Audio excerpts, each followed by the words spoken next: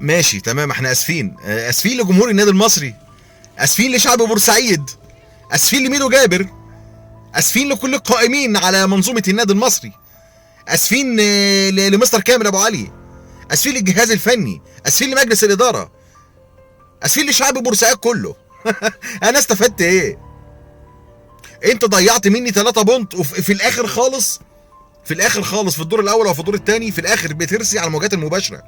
يعني البونت كارثه، يودي في مكان وينزل ناس ويطلع ناس. البونت الواحد انت مضيع مني بونتين، وده مش اول ماتش، وفي لمسه يد وضربه جزاء الشوط الاول، ده غير الدور الاول. انتوا مش هقول لكم انتوا ليه بتعملوا كده مع النادي المصري، ما هو ده طبيعي. بس انا مش هتكلم، يعني مش عايز اخبط كويس. انا مش هجيب سيره الحكم اللطخ، سيبكم من اللطخ ده او الحيوان ده او المرتشي ده. يا رب سامحني، انا والله مش عايز اشتمك اكتر من كده، انا مستخسر فيك الحسنات اللي هتاخدها مني. بس انا دلوقتي كجمهور النادي المصري او كالنادي المصري، انا استفدت ايه؟ ها؟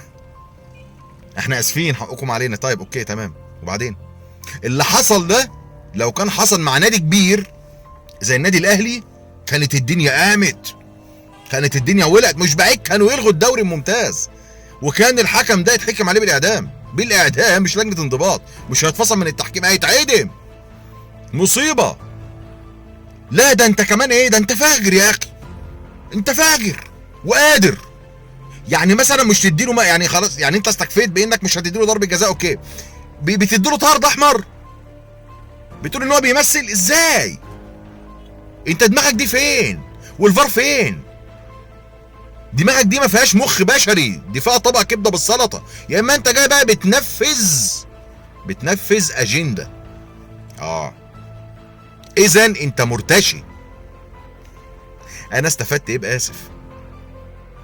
وهي مش هتخلص بشويه شاي وكلمه معلش، مش هتخلص بشويه شاي وكلمه معلش. اللي حصل ده كارثه تحكيميه ووصمه عار